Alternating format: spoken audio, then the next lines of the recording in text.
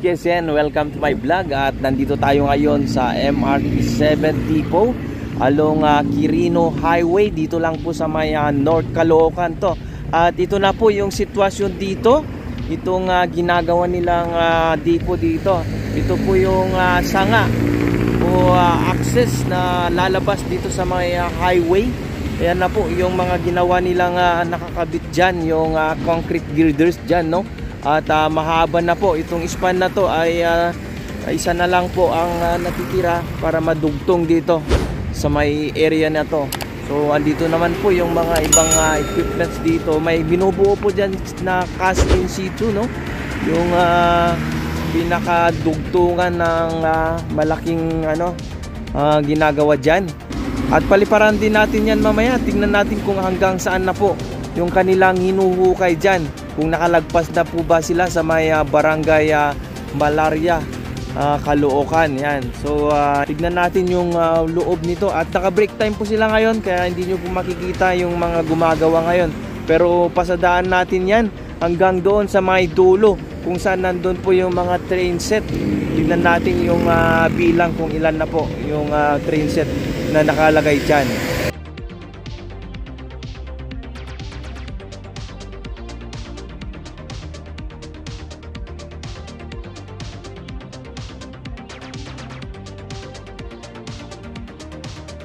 Sa mga bago pa lang dyan at sa mga hindi pa po nakapag-subscribe, please like, share, and subscribe po para ma-notify po kayo tuwing may bago tayong upload. At paki-comment na rin po kung ano po yung masasabi nyo sa project na ito. Maraming salamat po!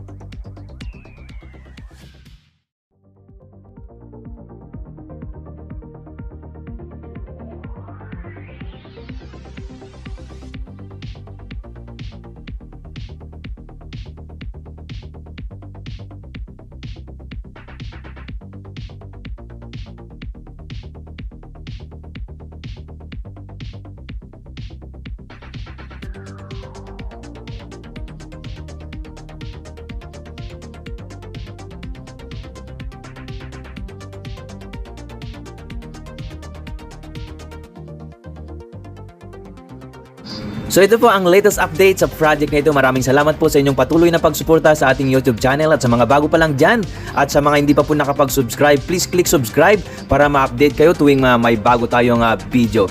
Yan, maraming salamat po muli. God bless!